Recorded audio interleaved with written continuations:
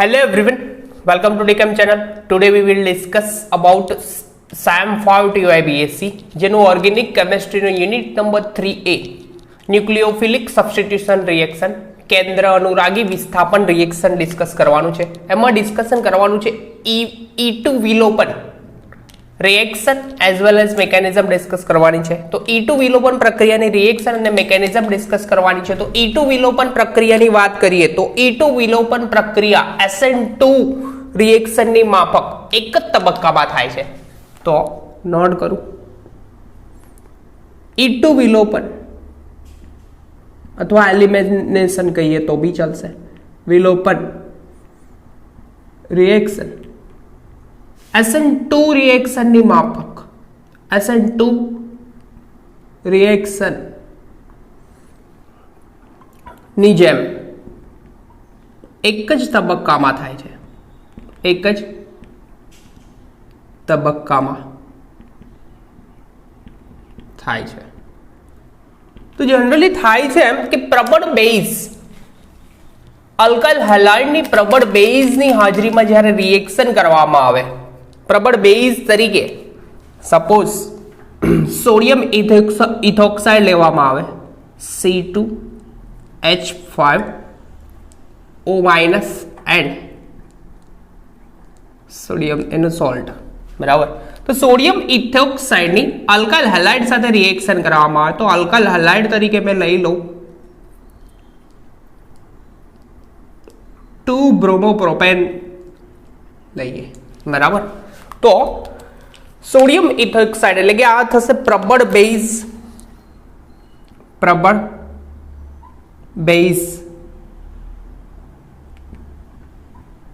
ની સોડિયમ ઇથોક્સાઇડ એટલે કે સોડિયમ ઇથોક્સાઇડ પ્રબળ બેઝ તરીકે કામ કરશે. એન્ડ આ છે 2-બ્રોમોપ્રોપેન. તો 2-બ્રોમોપ્રોપેનની પ્રબળ બેઝ સાથે રિએક્શન કરવામાં આવે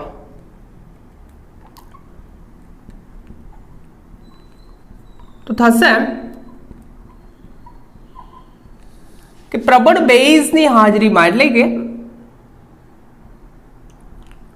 આ બોન્ડિંગ બ્રોમિન એન્ડ કાર્બનનું બોન્ડિંગ બ્રેક થતું જાય, બ્રોમિન બંધના ઇલેક્ટ્રોન મેળવે, બરાબર. એટલે કે આ બોન્ડ બ્રેક થશે એ જ સમયે પ્રબળ બેઝની હાજરીમાં કાર્બન બ્રોમિનનું બોન્ડિંગ બ્રેક થાય. આ કાર્બનને આલ્ફા કહો તો બીટા કાર્બન પરથી આ પ્રબળ બેઝ છે જે પ્રોટોન એબ્સ્ટ્રેક્ટ કરશે. એટલે કે એક જ સમયે બંને વસ્તુ થશે. જે રીતે SN2 માં એક સાઈડેથી હેલોજન હેલાઇડ આયન દૂર થતો હતો અને ન્યુક્લિયોફાઇલ એટેક કરતો હતો, એ જ રીતે આમાં એક સાઈડેથી હેલોજન દૂર થતો જશે અને બીજા બીટા કાર્બન પરથી પ્રોટોન રિમૂવ થશે. તો કઈ રીતના રિમૂવ થશે તે જોઈ લઈએ, બરાબર. તો થશે અને જે મળે છે તેને સંક્રાંતિ અવસ્થા કહે છે. એટલે કે એક જ સંક્રાંતિ અવસ્થા ટ્રાન્ઝિશન સ્ટેટ મળશે. તો બેઝ તરીકે આપણી જોડે છે C2H5O- જે છે તે પ્રોટોન એબ્સ્ટ્રેક્ટ કરશે. ક્યાંથી? બીટા કાર્બન પરથી. અને એ જ સમયે એટલે કે જે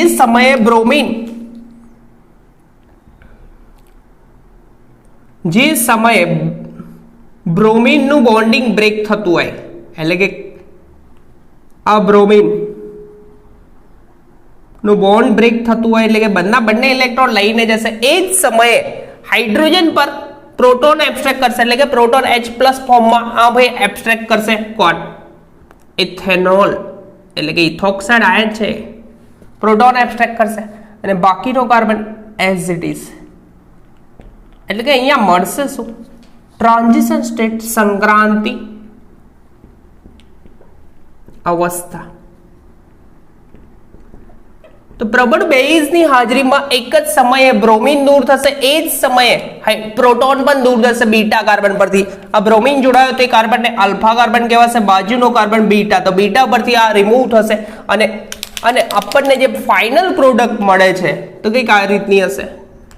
આ ભાઈ પ્રોટોન એબ્સ્ટ્રેક્ટ કરશે એટલે કે આ બોન્ડ તૂટશે, બંને ઇલેક્ટ્રોન કાર્બન જ લઈ જશે, એટલે કે H+ રિમૂવ થશે. તો આપણને એક વસ્તુ મળશે C2H5OH, ઇથેનોલ છૂટું પડશે.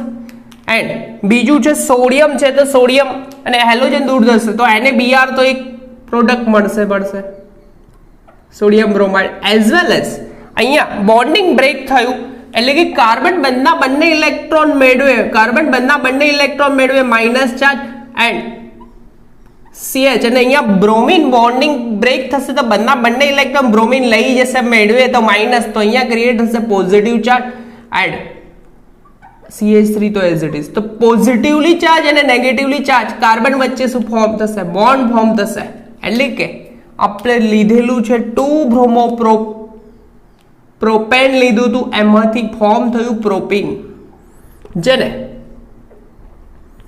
વિલોપન નિપજ કહેવામાં આવે છે. એટલે કે પ્રબળ બેઝની હાજરીમાં આલ્ફા કાર્બન પરથી હેલોજન અને બીટા કાર્બન પરથી પ્રોટોન એટલે કે હાઇડ્રોજન એક સાથે રિમૂવ થાય છે, એટલા માટે E2 વિલોપન પ્રક્રિયા કહેવામાં આવે છે. અને બીજી વસ્તુ કે આ પ્રક્રિયાનો વેગ, રેટ ઓફ રિએક્શન, આ જે રિએક્શન છે એનો રેટ ઓફ રિએક્શન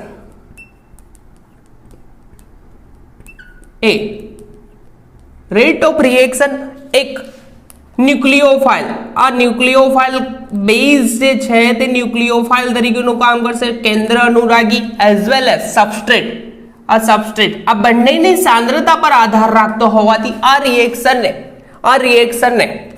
E2 વિલોપન પ્રક્રિયા કહેવામાં આવે છે. એટલે કે પ્રબળ બેઝની સાંદ્રતા એઝ વેલ એઝ ન્યુક્લિયોફાઇલની સાંદ્રતા એઝ વેલ એઝ સબસ્ટ્રેટ આ બંનેની સાંદ્રતા પર આધાર રાખતો હોવાથી આ રિએક્શનને E2 વિલોપન પ્રક્રિયા કહેવામાં આવે છે.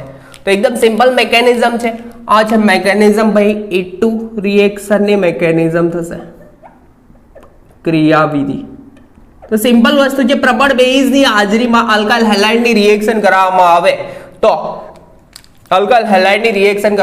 આલ્ફા કાર્બન પરથી હાઇલાઇડ અને બીટા કાર્બન પરથી હાઇડ્રોજન રિમૂવ થાય છે અને આપણને ફાઇનલ પ્રોડક્ટ મળે છે, અને જેને E2 વિલોપન પ્રક્રિયા કહેવામાં આવે છે. અને E2 વિલોપન પ્રક્રિયા બીજી રીતે એટલા માટે કહેવામાં આવે છે કે આ રિએક્શનનો આ ટ્રાન્ઝિશન સ્ટેટ મળે છે તે વખતે પ્રક્રિયા દર ધીમો હોય છે, સ્લો હોય છે, એટલા માટે રેટ ઓફ રિએક્શન એટલે કે પ્રક્રિયાનો વેગ નિર્ણાયક તબક્કો આ જ છે. તો આ નિર્ણાયક તબક્કા રેટ ઓફ રિએક્શન જે છે તે ન્યુક્લિયોફાઇલ એટલે કે પ્રબળ બેઝ એન્ડ સબસ્ટ્રેટ બંનેની સાંદ્રતા પર આધાર રાખતો હોવાથી આ જે રિએક્શન જે છે તેને કઈ કહેવામાં આવે છે? E2 એલિમિનેશન કહેવામાં આવે છે.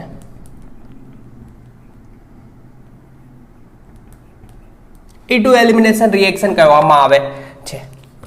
અને આ રિએક્શન SN2 ની માફક પ્રબળ બેઝની હાજરીમાં જ સરળતાથી થાય છે, બરાબર છે. અને આ પ્રક્રિયામાં કોઈ પણ પ્રકારનો અવકાશીય અવરોધ જોવા મળતો નથી. રબ કરું છું, આગળ 2 પોઈન્ટ છે તેનું ડિસ્કશન કરીએ છીએ. તો SN2 રિએક્શન SN2 ની માફક E2 રિએક્શન એક જ તબક્કામાં થાય છે, બરાબર.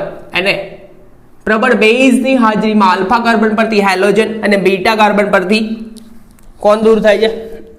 પ્રોટોન દૂર થાય છે, અને આપણને E2 વિલોપન નિપજ મળે છે. અને આ પ્રક્રિયાનો વેગ એ કેન્દ્ર અનુરાગી અથવા બેઝ એઝ વેલ એઝ સબસ્ટ્રેટની સાંદ્રતા પર આધાર રાખતો હોવાથી આ રિએક્શનને E2 વિલોપન પ્રક્રિયા કહેવામાં આવે છે. અને જે રીતે SN2 રિએક્શન જે છે તે પ્રબળ બેઝની હાજરીમાં સરળતાથી થાય છે, એ જ રીતે E2 વિલોપન પ્રક્રિયા પણ પ્રબળ બેઝની હાજરીમાં સરળતાથી થતી જોવા મળે છે. પરંતુ SN2 રિએક્શનમાં અવકાશીય અવરોધ જોવા મળે છે, જ્યારે E2 વિલોપનમાં કોઈ પણ પ્રકારનો અવકાશીય અવરોધ જોવા મળતો નથી. એટલા માટે એનો ક્રિયાશીલતાનો ક્રમનું ડિસ્કશન કરી લઈએ, બરાબર છે.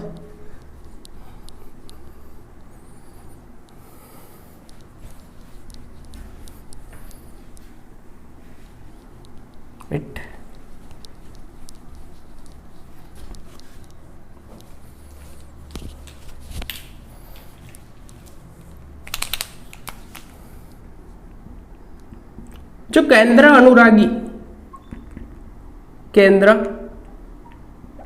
અનુરાગી પ્રબળ હોય તો SN2 રિએક્શન સરળ બને છે.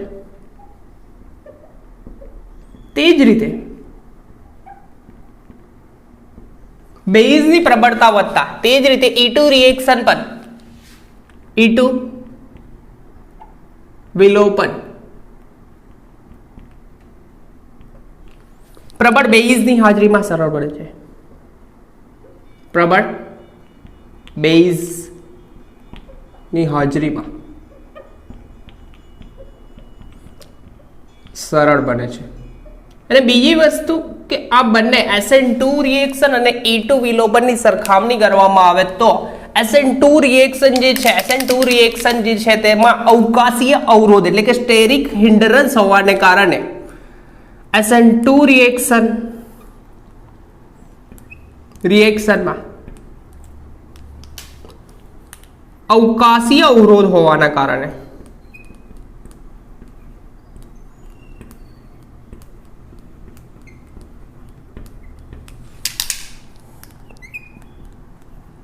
ક્રિયાશીલતાનો ક્રમ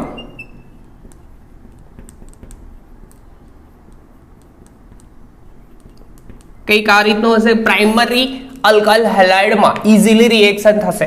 પ્રાઇમરી અલ્કાઇલ હેલાઇડમાં ઇઝીલી રિએક્શન થાય છે. પ્રાઇમરી અલ્કાઇલ હેલાઇડ માં ઇઝીલી રિએક્શન થાય. ત્યાર પછી સેકન્ડરી અલ્કાઇલ હેલાઇડમાં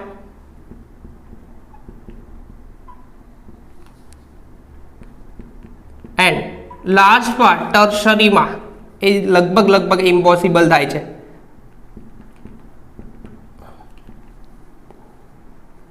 ટર્શરી આલ્કાઇલ હેલાઇડમાં. પરંતુ E2 વિલોપનની વાત કરવામાં આવે તો E2 વિલોપનમાં કોઈ પણ પ્રકારનો અવકાશીય અવરોધ જોવા મળતો નથી. એટલે એનો ક્રિયાશીલતાનો ક્રમ છે તો તદ્દન આના કરતા વિરુદ્ધ જોવા મળે છે. તો પોઈન્ટ કઈ આ રીતના થશે. E2 વિલોપન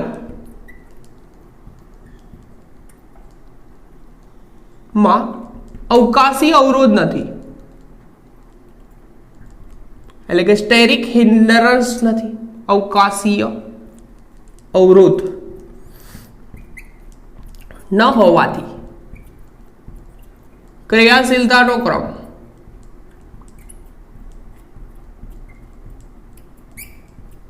કંઈક આ રીતના થશે કે ટર્શરી આલ્કાઇલ હેલાઇડમાં ઇઝીલી થશે.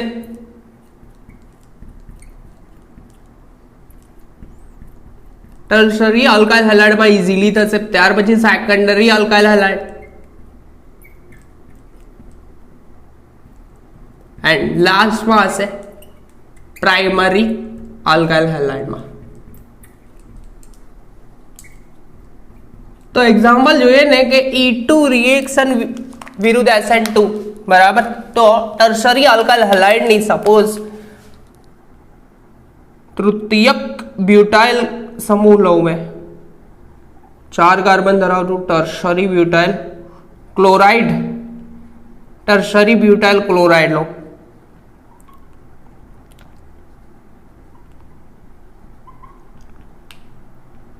क्लोराइड જેની બે રિએક્શન કરવામાં આવે. સપોઝ SN2 રિએક્શન કરવામાં આવે.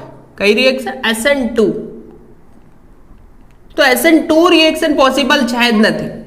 પરંતુ જ્યારે E2 વિલોપન કરવામાં આવે, E2 વિલોપન પ્રબળ બેઝની હાજરીમાં E2 વિલોપન કરવામાં આવે તો અલ્ફા કાર્બન પરથી હેલોજન એટલે કે આલ્ફા થશે ને બીટા તો બાકીના બધા બીટા કાર્બન થશે. આ બી બીટા થશે, આ બી બીટા થશે, એઝ વેલ એઝ આ પણ બીટા થશે. તો બીટા કાર્બન પરથી શું થશે? અલ્ફા કાર્બન પરથી હેલોજન અને બીટા કાર્બન પરથી પ્રોટોન એક જ સ્ટેપ એટલે કે એક જ સંક્રાંતિ અવસ્થામાં દૂર થશે. એટલે કે થશે કંઈક આ રીતનું. હેલોજન દૂર થાય, લખું છું, એન્ડ અહીંયા પણ CH3 હશે એન્ડ અહીંયાથી બોન્ડિંગ બ્રેક થાય. બોન્ડિંગ બ્રેક થશે. બંને ઇલેક્ટ્રોન ક્લોરીન મેળવે તો ક્લોરીન પર ચાર્જ આવશે માઇનસ અને અહીંયા ક્રિએટ થશે પોઝિટિવ ચાર્જ અલ્ફા કાર્બન પર. અને બાજુનો કાર્બન બીટા, આ બી બીટા થશે, આ બી બીટા થશે, આ બી બીટા થશે, કોઈ બી બીટા કાર્બન થશે. તો અહીંયાથી મેં પ્રોટોન થોડું અલગથી લખું, CH2 અને એક H આમ. તો બોન્ડિંગ બ્રેક થાય અહીંયા. તો કાર્બન અને હાઇડ્રોજનમાં વિદ્યુત ઋણતા કાર્બનની વધારે તો બંને ઇલેક્ટ્રોન મેળવે માઇનસ અને આ H પ્લસ, તો અહીંયા રિમૂવ થશે, HCl રિમૂવ થઈ જશે, H પ્લસ અને બાજુમાંથી Cl માઇનસ, આ બે રિમૂવ થશે, HCl રિમૂવ થશે અને ફોર્મેશન થશે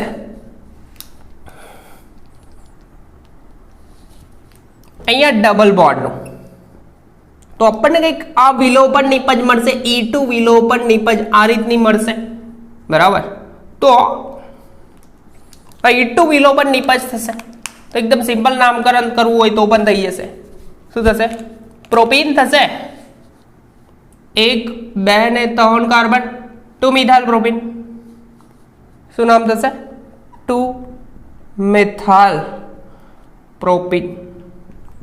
તો જ્યારે પણ SN2 રિએક્શન અને E2 ની સરખામણી કરવામાં આવે તો SN2 રિએક્શનમાં અવકાશીય અવરોધ હોવાના કારણે આ જે ક્રમ છે તે કંઈક આ રીતનો હશે, ક્રિયાશીલતાનો ક્રમ, અને આમાં અવકાશીય અવરોધ છે જ નથી, તો ક્રિયાશીલતાનો ક્રમ આ પ્રકારનો હશે.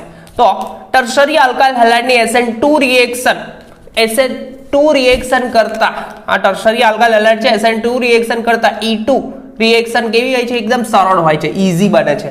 તો આ હતી E2 વિલોપન પ્રક્રિયા. ફરીથી કહી દઉં, E2 વિલોપન પ્રક્રિયા એક જ તબક્કામાં SN2 ની માફક થાય છે. પ્રબળ બેઝની હાજરીમાં આલ્ફા કાર્બન પરથી કોણ દૂર થાય? આલ્ફા કાર્બન પરથી હાઇડ્રોજન અને બીટા કાર્બન પરથી પ્રોટોન રિમૂવ થાય છે, અને એક જ તબક્કામાં થાય છે, જે ટ્રાન્ઝિશન સ્ટેટ ફોર્મમાં હોય છે, સંક્રાંતિ અવસ્થા ફોર્મમાં, બરાબર.